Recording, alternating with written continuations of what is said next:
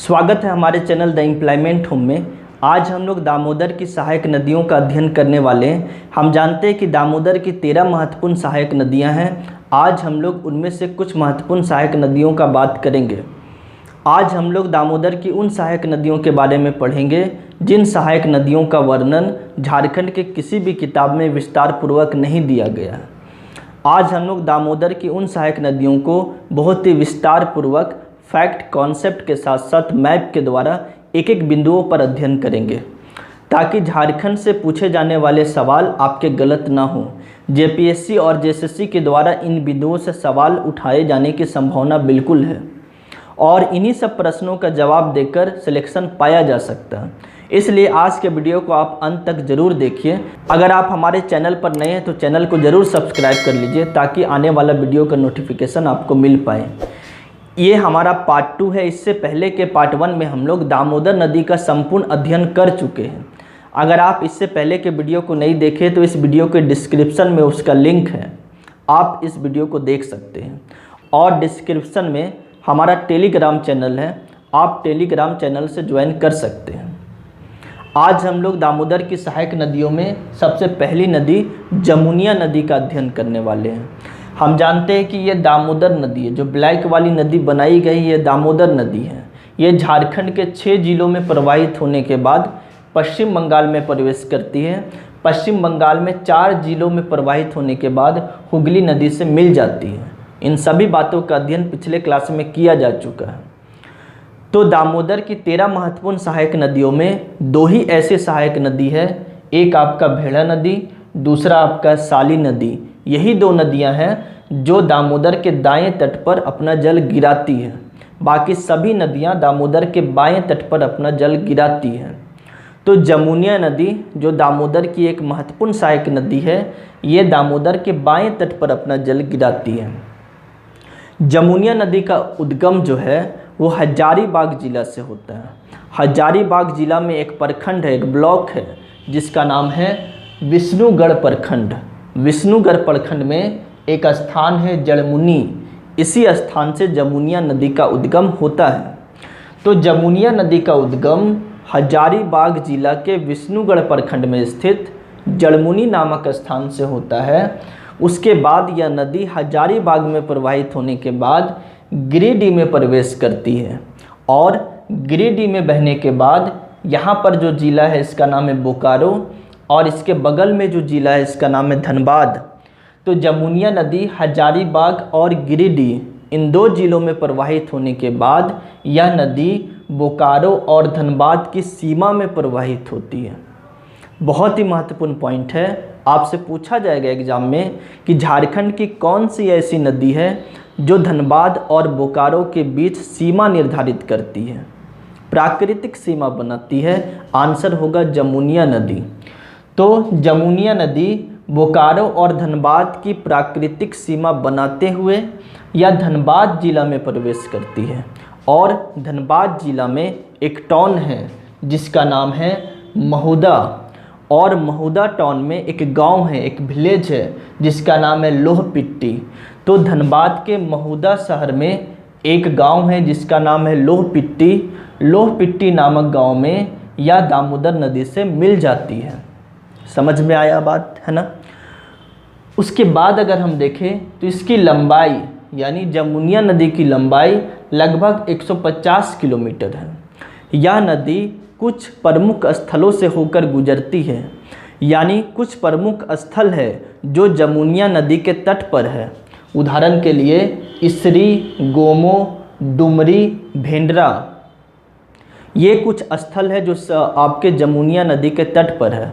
आपसे सवाल पूछा जाएगा इसरी, गोमो, डुमरी, भिंडरा ये सब स्थल किस नदी के तट पर है? आंसर होगा जमुनिया नदी के तट पर है। इसके अलावा धनबाद में अगर हम बात करें तो जमुनिया नदी के तट पर धनबाद जिला में तट के पास एक गांव है जिसका नाम है भिंडरा गांव। ये कहाँ पर है? धनबाद जिला में है, जमुनिया नदी के तट पर है। तो जमुनिया नदी के तट पर धनबाद में एक गांव है जिसका नाम है भिंडरा गांव। इस भिंडरा गांव में 5 दिवसीय यानी 5 दिन का मेला का आयोजन भी किया जाता है। तो ये कौन सी नदी हो गया? जमुनिया नदी। जमुनिया नदी में इतनी सारी चीज़ें आपको जानना है। वीडियो आपको अच्छा लग रहा है तो कमेंट ज़रूर करें, वीडियो को ज़्यादा से ज़्यादा शेयर कीजिए, चैनल से ज़्यादा लोगों को जोड़िए ताकि ये सीरीज़ को आगे बढ़ाया जाए और झारखंड का एक बेहतरीन कॉन्सेप्ट आपको दिया जाए ताकि इसके बाद किसी भी बुक, किसी भी किताब या किसी भी सोर्स की आवश्यकता ना हो। इसलिए ज़्यादा से ज़्यादा लोगों को जोड़िए, अपना कमेंट ज़रूर रखिए, अपनी प्रतिक्रिया ज़रूर दीजिए कि वीडियो आपको कैसा लग रहा है। ठीक है, चलिए इसके बाद हम लोग अगली नदी के बारे में बात करते हैं। तो दामोदर की अगली महत्वपूर्ण सहायक नदी है जिसका नाम है भेड़ा नदी। भेड़ा नदी को भैरवी नदी भी कहा जाता है, इसे भेड़ा नदी भी कहते हैं। तो भेड़ा नदी जो है ना वो दामोदर के दाएं तट पर अपना जल गिराती है। भेड़ा नदी का उद्गम रांची में स्थित सिकिंदरी डैम से होता है। भेड़ा नदी का उद्गम रांची में स्थित सिकिंदरी बांध के समीप से होता है। सिकिंदरी बांध के समीप से यह नदी निकलती है। उसके बाद यह नदी रामगढ़ जिला में प्रवेश करती है और रामगढ़ जिला में ही ये दामोदर के दाएं तट पर अपना जल गिरा देती है। याद रखिएगा, दाएं तट पर जल गिरा रही है। कौन सी नदी है? भेड़ा। इसके अलावा एक नदी है साली। यही दो नदियां हैं जो दामोदर के दाएं तट पर अपना जल गिरा रही है। हम जानते हैं कि भेड़ा नदी और दामोदर नदी, यानी भेड़ा नदी दामोदर से जहाँ पर मिल रही है, तो दामोदर और भेड़ा नदी के संगम पर रामगढ़ जिला में रजरप्पा तीर्थ स्थल है। कई बार सवाल पूछा गया कि रजरप्पा तीर्थ स्थल किन दो नदियों के संगम पर है? भेड़ा और दामोदर। तो भेड़ा और दामोदर नदी के संगम पर रजरप्पा तीर्थ स्थल है और रजरप्पा तीर्थ स्थल में हम जानते हैं कि माँ छिन्नमस्तिका का मंदिर है। तो माँ छिन्नमस्तिका के मंदिर से भी सवाल पूछे गए। कौन सा जिला में है? रामगढ़ में। किन दो नदियों के संगम पर है? भेड़ा और दामोदर नदियों के संगम पर है। इसके अलावा अगर हम बात करें तो भेड़ा नदी जब दामोदर से मिलती है, तो भेड़ा नदी जब दामोदर से मिलती है तो जैसे ये दामोदर नदी प्रवाहित हो रही है, ठीक है, तो जब ये भेड़ा नदी दामोदर से मिलती है ना तो ये 30 फीट ऊंचाई से दामोदर नदी में गिरती है। 30 फीट ऊंचाई की एक पहाड़ी है।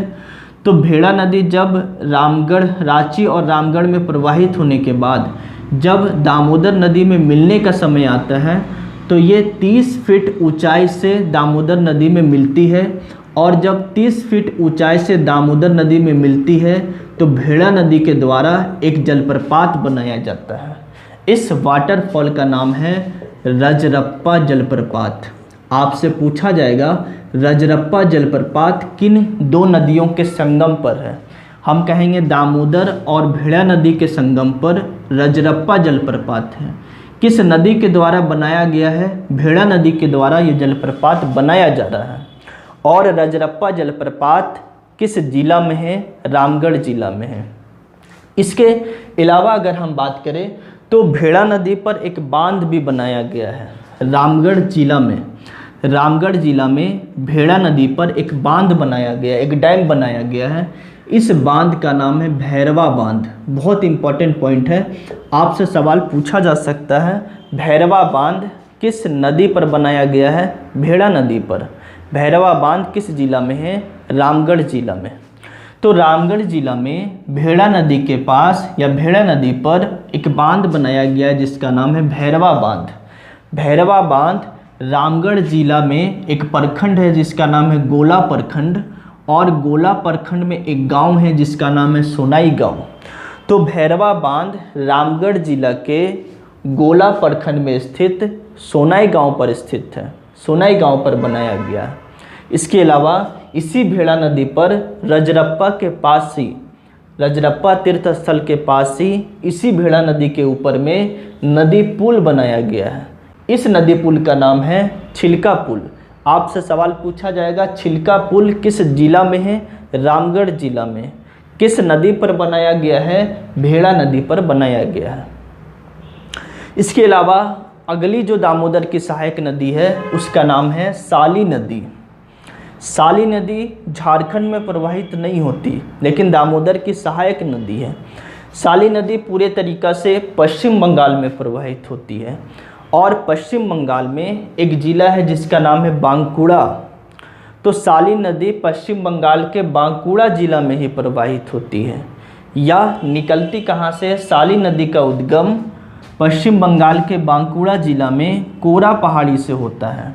कोरा पहाड़ी से होने के बाद यह नदी उत्तर की ओर प्रवाहित होती है और बांकुड़ा ज़िला में एक गांव है जिसका नाम है सोमसर गांव। सोमसर गांव के पास ये जो साली नदी है ये दामोदर के दाएं तट पर अपना जल गिरा देती है। इस नदी का नाम क्या है? साली नदी। याद रखना है, साली नदी दामोदर के दाएं तट पर मिल रही है, भेड़ा दामोदर के दाएं तट पर मिल रही है, बाकी सारी नदियां दामोदर के बाएं तट पर मिलती हैं। तो आज हम लोग दामोदर की इन 3 महत्वपूर्ण सहायक नदियों के बारे में पढ़े हैं। वीडियो को ज़्यादा से ज़्यादा शेयर कीजिए, लाइक कीजिए। जल्दी हम लोग दामोदर की जो और भी महत्वपूर्ण सहायक नदियां हैं उन सहायक नदियों के बारे में बहुत ही विस्तार पूर्वक अध्ययन करेंगे। चलिए मिलते हैं हम लोग अगले वीडियो में। जय हिंद।